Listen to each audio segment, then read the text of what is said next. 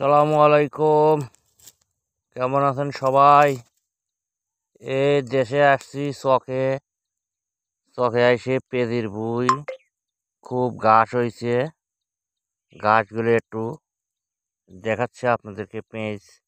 পেঁদির season আমাদের এলাকায় এখন সবুজ ঘাস। এই এলাকা এটা আমাদের জমি, আমার জমি আবাদ করতেছি। এখন এটা সবুজ ঘাস হয়ে গেছে বেশি। পেঁদির ক্ষেত এটা পেঁদির মধ্যে দুবলো ঘাস এগুলো তুলে দিচ্ছি। এই জন্য করে আমি সবাইকে একটু দেখাই।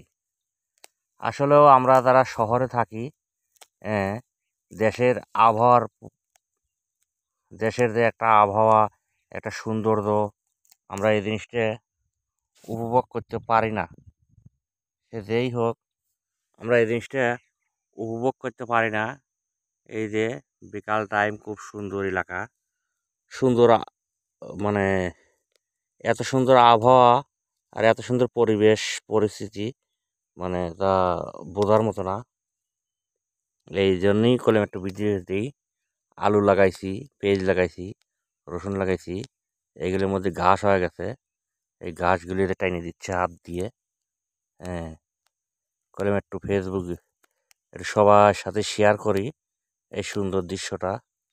অবশ্য আমার ছবি এখনো সামনে করি নেই, করতে চাচ্ছি। তারপরও যেটা হয় আর কি, আপনারা সবাই ভালোবাসা দিবেন, ভালোবাসা দিয়ে আমাকে আপনাদের সাথে রাখবেন। এইটাই ফেসবুকবাসী ও ইউটিউব যারা দেখেন তাদের জন্য আন্তরিক ভালোবাসা, শুভেচ্ছা, সৌন্দর্য।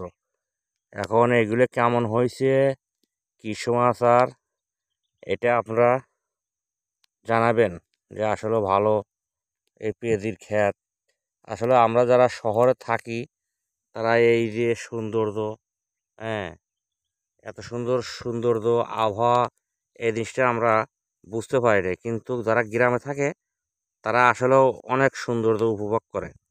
আমরা শহরে থাকি, তারা তারা হয়তো ভালোভাবে পরিষ্কারভাবে থাকে, কিন্তু গ্রামে যারা থাকে তারা একটু থাকলেও মাটির মানুষ, মাটির সাথে মিশে থাকে। খুব সুন্দর পরিবেশ, সুন্দর ইয়েতে থাকে। আমরা আসলে এই জিনিসটা পাই না। এই যে এখন শীতের সিজন, এই জন্য করলাম যে একটু দেখাই সবার সাথে। আর সবাই ভালো থাকবেন। সবার বুর পরিবেশ, এত ঘাস হয়েছিল, এই ঘাসগুলো নিড়িয়ে দিলাম। সেই ঘাস, বাদাল ঘাস, হ্যাঁ, নিড়িয়ে টিড়ে সুন্দর করে করে দিলাম। এখন একটু বাড়ির দিকে যাব। এই যে আমাদের আলুর ক্ষেত, আলু লাগাইছি, আলুর জমি, মরির মরির জমি, সবগুলো মিলেই খুব সুন্দর আবহাওয়া।